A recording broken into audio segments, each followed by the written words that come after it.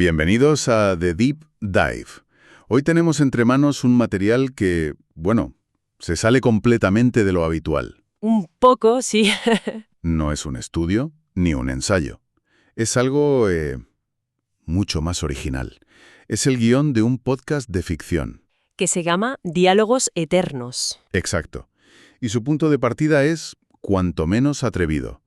Imagina un encuentro, una conversación, entre Sócrates y Jesús de Nazaret. Un cara a cara que obviamente nunca ocurrió, pero que como ejercicio mental es potentísimo. Totalmente.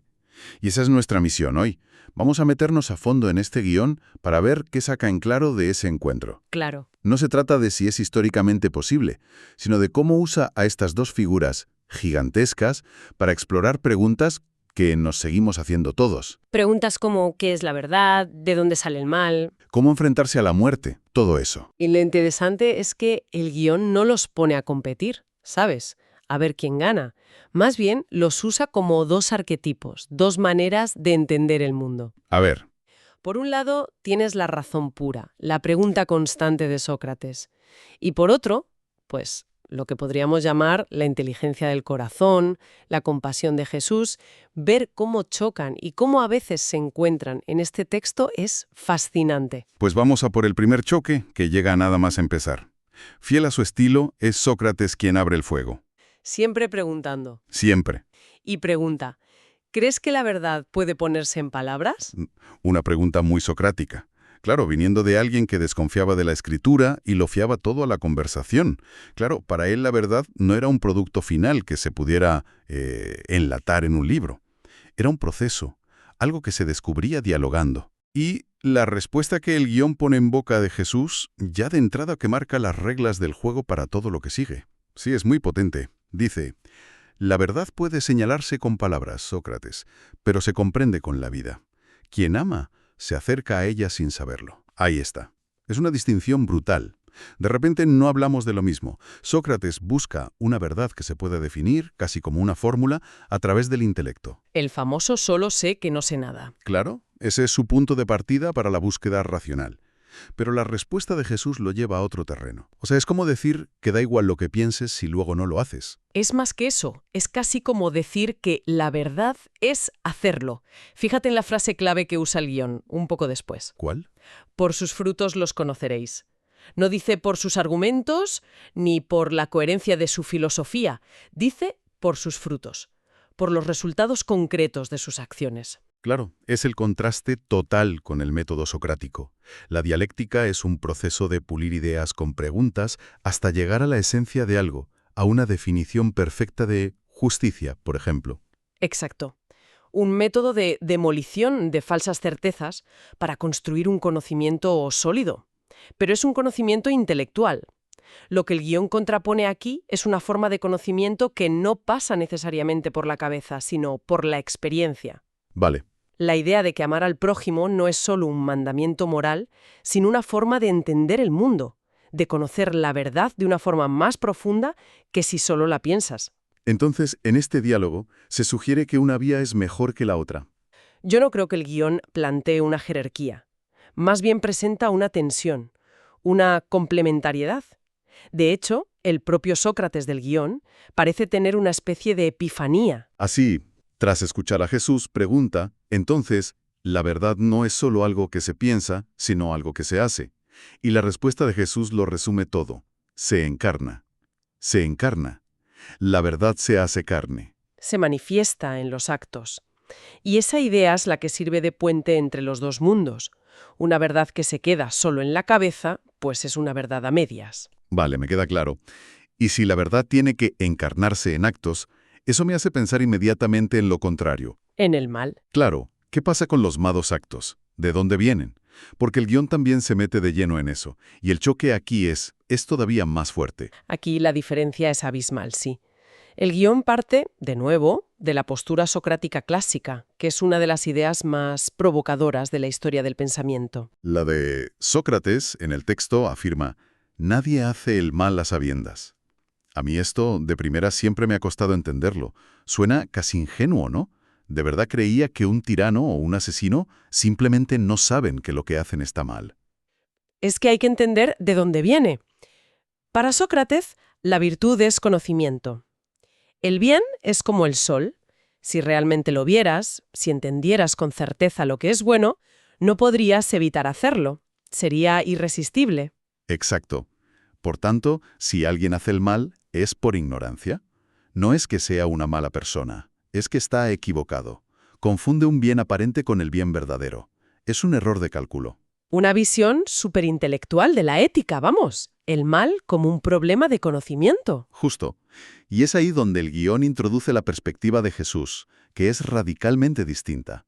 Para él, el problema no está en el intelecto, está en otro sitio. ¿Dónde? El texto le hace decir que el mal no nace tanto de la ignorancia como del miedo o del dolor. El mal es una herida que, al no sanar, pues acaba hiriendo a otros. Y claro, si el diagnóstico es diferente, la medicina también tiene que serlo. Si para Sócrates la solución es enseñar más y mejor, dialogar, ¿cuál es la solución que propone Jesús en el guión? El perdón. Una herramienta que a un griego como Sócrates le sonaría rarísima. Claro. El perdón no busca corregir el intelecto, sino romper el círculo de dolor, romper esa cadena de una herida que causa otra herida. No se dirige a la mente del que hace el mal, sino a su corazón, a la raíz emocional. Esto plantea una pregunta que sigue siendo relevantísima hoy. ¿Basta con saber lo que está bien para hacerlo? Yo veo las noticias y tengo mis dudas.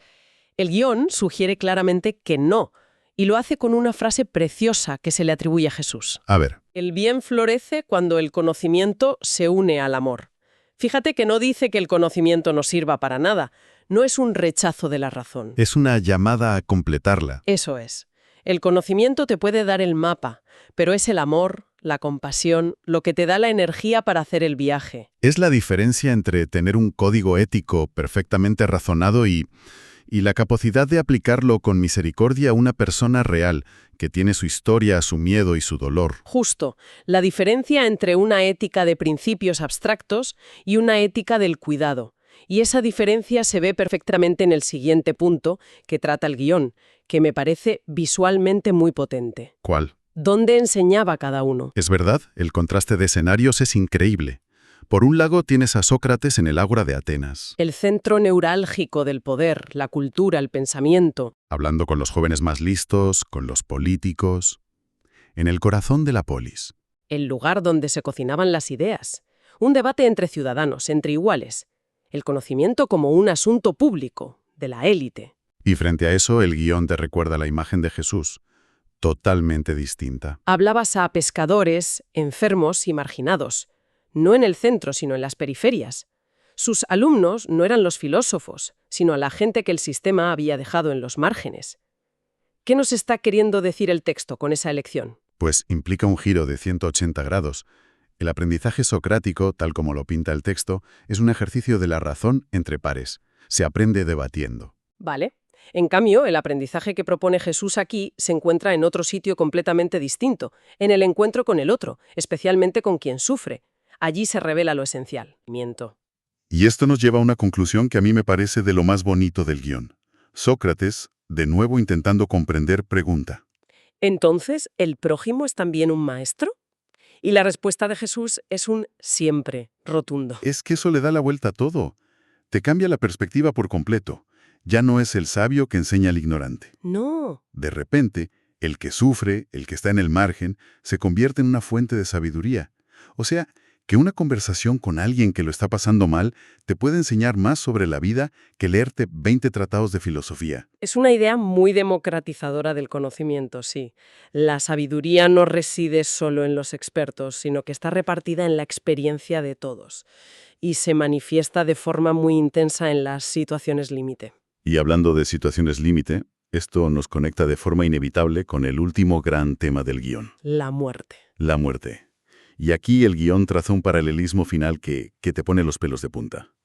Nos recuerda que, a pesar de todas sus diferencias, ambos compartieron un mismo destino. Fueron condenados a muerte. Y por la misma razón, en el fondo, por incomodar al poder con sus enseñanzas. Es un punto de unión trágico pero fundamental. Uno por hacer preguntas que desmontaban las certezas del poder en Atenas y el otro por proponer un sistema de valores, un reino que desafiaba al poder religioso y político de su tiempo. Los dos fueron coherentes hasta el final. Prefirieron morir antes que traicionar su mensaje. Exacto. Y el guión aprovecha este terreno común para explorar cómo se enfrentó cada uno a ese final. Y de nuevo muestra matices muy humanos. Sócrates le pregunta a Jesús, ¿temiste morir? Y la respuesta que le da el texto no es la de un superhéroe, es, temí el dolor, pero no la muerte. Me parece un acierto increíble. Sí, totalmente. No lo presenta como un ser impasible, sino como alguien que siente el miedo humano al sufrimiento físico, pero que al mismo tiempo tiene una convicción profunda de que la muerte no es el final de todo. La frase que usa es, La vida no termina, se transforma. eso es, una visión basada en la fe, en una trascendencia. Y es al oír esto cuando el guión hace una genialidad, un cierre casi metaliterario. Sí, Sócrates escucha esa idea de la transformación y de repente recuerda su propia visión de la muerte, la que expuso en su defensa durante el juicio. exacto, la que conocemos por la Apología de Platón. Allí Sócrates decía que la muerte solo podía ser una de dos cosas. La primera, una aniquilación, un sueño profundo y eterno sin sueños, lo cual, decía él, no estaba nada mal. Un descanso. Un descanso, o la segunda opción, que la muerte fuera un viaje a otro lugar, un lugar donde podría seguir haciendo lo que más le gustaba, conversar, un diálogo eterno con los grandes héroes y sabios del pasado, para seguir buscando la verdad sin que nadie le pudiera condenar por ello. Y aquí viene el cierre magistral del guión. Es brillante. El Sócrates del texto mira a Jesús, se da cuenta de la conversación imposible que están teniendo en ese lugar, fuera del tiempo, y dice, si esto es ese diálogo, no estaba equivocado. Es un final perfecto, porque la propia ficción que estamos analizando se convierte en la prueba de la esperanza filosófica de Sócrates. Su especulación se hace realidad en la estructura misma del guión. Es un bucle precioso. Es un final realmente bueno, sí. Te deja pensando. Entonces, si tuviéramos que resumir, ¿qué nos deja este análisis? Creo que lo más importante es que el guión no intenta decirnos quién de los dos tenía razón. No, en absoluto. No es una competición. No hay que leerlo como un documento histórico o teológico, sino como lo que es, una herramienta para pensar. Usa estas dos figuras como espejos para que nos miremos. Esa es la clave. La conclusión que ofrece el propio texto es que Sócrates y Jesús, aunque representan dos caminos distintos, en el fondo comparten una misma inquietud. Sí, la pregunta sobre cómo vivir una vida que sea buena y verdadera. Y la invitación final parece ser la de integrar las dos vías, ¿no? No dejes de preguntar, de dudar, de buscar con la razón como Sócrates, pero no te olvides de amar, de cuidar, de actuar con compasión como Jesús. Y ahí reside la fuerza de un ejercicio como este, en su capacidad de usar arquetipos para explorar preguntas que nos siguen removiendo 2000 milenios después. Nos muestra que la filosofía, con su búsqueda de la verdad, y la espiritualidad, con su búsqueda de sentido, pues no son mundos tan separados. Al final convergen. A menudo convergen en las mismas aspiraciones humanas más profundas. Totalmente. Y todo esto me deja con una última idea dando vueltas. El guión insiste mucho en que la verdad se encarna en los actos cotidianos y que el bien necesita del amor para ser real. Sí, Si damos por buena esa idea, si aceptamos que las grandes verdades se demuestran en lo pequeño, la pregunta que me queda flotando es, ¿qué pequeña acción de nuestro día a día podría ser la respuesta o al menos un paso hacia una de esas grandes preguntas que todos tenemos?